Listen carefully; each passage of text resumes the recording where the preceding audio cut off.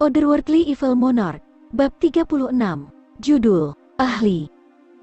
Perak adalah permulaan, emas adalah pertumbuhan.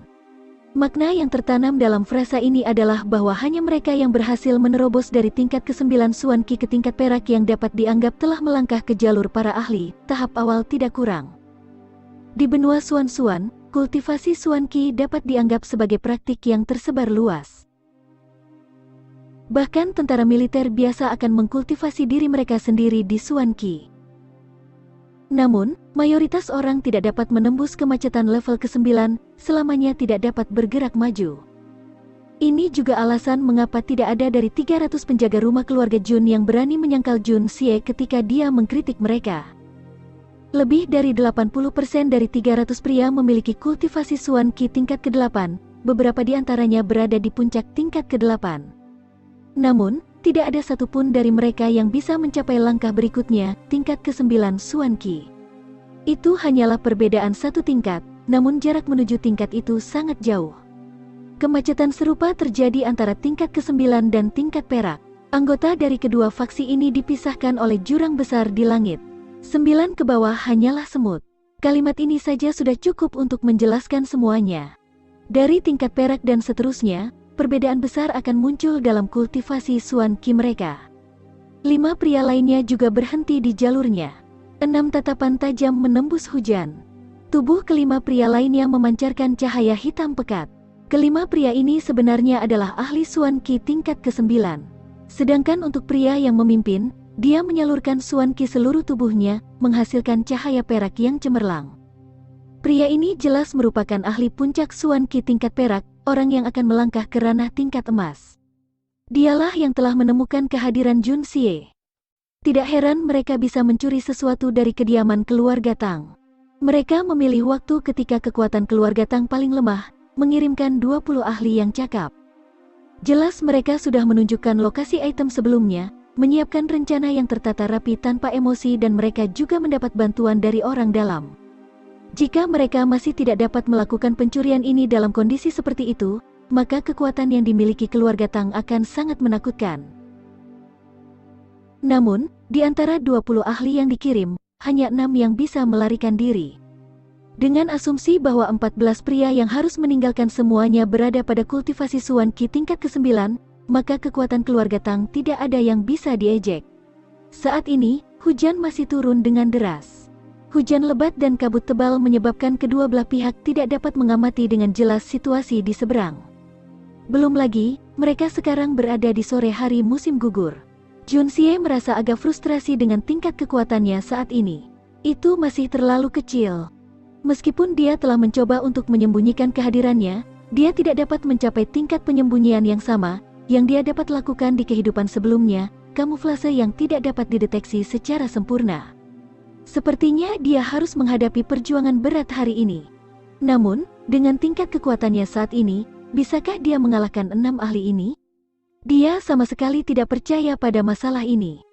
Bahkan jika lawannya hanya salah satu dari mereka, dia tetap tidak akan bisa mengalahkan mereka pada level kekuatannya saat ini. Sayangnya dia sudah menjadi saksi atas perbuatan mereka. Melarikan diri bukanlah pilihan. Pada saat ini, mereka tidak menginginkan apapun selain membunuhnya untuk menutup mulut sebagai jaminan. Untuk melestarikan hidupnya. Sebagai raja pembunuh yang bermartabat, dia sekarang mendapati dirinya terjebak dalam situasi yang tidak masuk akal. Ironis sekali. Sementara dia merenungkan situasinya yang menyedihkan, Jun Xie tiba-tiba menyadari sesuatu yang sangat penting. Kesadaran ini menyebabkan dia yang sangat tertekan membuat belokan 180 derajat. Kesadaran ini telah membuatnya sangat bahagia, sedemikian rupa sehingga dia akhirnya tertawa dalam kegembiraan. Meskipun 6 lawannya semuanya ahli dengan kekuatan dasar yang jauh lebih unggul dari miliknya, Jun Xie pada saat ini telah menemukan metode kemenangan yang pasti. Tubuh Jun Xie terselubung di tengah hujan dan kabut, menyebabkan 6 pria merasa tidak yakin berapa banyak pria yang mereka hadapi. Mereka hanya tahu bahwa ada seseorang di sana, tapi tidak berapa banyak dan yang pasti bukan penampilan Jun Xie. Jadi, mereka semua tetap berhati-hati tidak mau melakukan gerakan sembrono. Bagaimanapun, mereka baru saja keluar dari pertempuran berdarah, kehilangan banyak potensi pertempuran dan kebanyakan dari mereka menderita luka parah. Kecerobohan apapun di pihak mereka dapat menyebabkan bencana fatal. Tapi hal yang sama tidak bisa dikatakan untuk Jun Xie. Baginya, saat ini tidak ada perbedaan antara sekarang dan hari. Mungkin lebih akurat untuk mengatakan bahwa itu bahkan lebih cerah daripada hari baginya. The Art of Unlocking Heaven's Fortune adalah sumber kekuatan yang sangat misterius yang diselimuti misteri. Namun, Jun Xie hanya berlatih selama sekitar 1 bulan, tingkat kultivasinya dangkal dan secara alami tidak dapat memahami seluk-beluknya. Karena itu, dia tidak dapat melihat dengan baik dalam kegelapan. Tapi, masing-masing dari 6 pria di depannya menyalurkan semua energi Suan Qi tubuh mereka hingga batasnya, menyebabkan tubuh mereka terpancar terang di dalam hujan berkabut hitam dengan kilau perak dan hitam, seolah-olah mereka takut lawan mereka tidak dapat melakukannya. Lihat mereka. Di mata Jun Xie, mereka telah berubah menjadi 6 boneka target, 6 dibuat dengan indah dan jelas untuk dilihat boneka target. Perasaan ini, seperti kapal yang tersesat di tengah lautan tak terbatas, yang tiba-tiba menemukan mercusuar di depannya. Persis seperti inilah yang dirasakan Jun Xie pada saat ini. Dengan tingkat kecemerlangan seperti itu, bahkan rudal yang tidak terprogram pun tidak akan meleset dari sasarannya. Jun Xie telah menemukan kelemahan terbesar dari Suan Qi dunia ini. Itu terlalu menarik perhatian.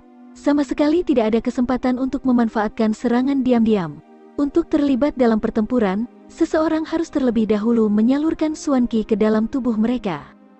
Tapi begitu Suan Qi telah dikumpulkan, tubuh itu akan memancarkan cahaya bercahaya. Ketika menghadapi seorang pembunuh kelas atas seperti Jun Xie, ke-6 pria ini tidak berbeda dengan 6 babi telanjang, 6 babi yang sedang menunggu untuk disembelih dengan ekspresi yang bermartabat. Tidak heran jika tidak ada yang mencurigai apapun saat itu ketika Jun Xie curang selama permainan dadu. Selama seseorang telah berlatih hingga tingkat kelima Suan Qi, akan mungkin untuk menipu juga. Namun, melakukan itu akan menyebabkan tubuh mereka memancarkan pancaran cahaya. Kecuali jika penipu itu adalah ahli dewa tertinggi, tetapi adakah kebutuhan ahli dewa tertinggi untuk membungkuk begitu rendah untuk menipu dalam perjudian? Orang yang menciptakan metode kultivasi Suan Qi ini hanyalah seorang jenius. Bagaimana orang itu tahu bahwa aku akan dipindahkan ke sini dan menghadapi situasi seperti ini? Metode ini dibuat hanya demi aku, sehingga aku dapat memiliki waktu yang mudah dan nyaman dalam membunuh orang. Metode ini hanyalah metode kultivasi yang paling disesuaikan untuk musuhku. Menurut pendapat Jun Xie, jika ke-6 pria ini adalah babi, maka Suan Qi saat ini adalah makanan babi. Hanya setelah makan sejumlah besar pakan babi barulah babi dapat tumbuh menjadi montok dan gemuk yang diinginkan.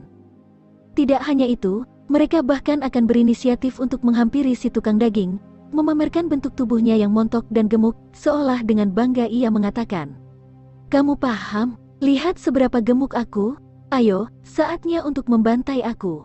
Aku siap kapanpun kamu siap." Dan peran Jun Xie saat ini, tidak lain adalah tukang daging ini. Secara alami, membunuh babi juga membutuhkan sejumlah keterampilan.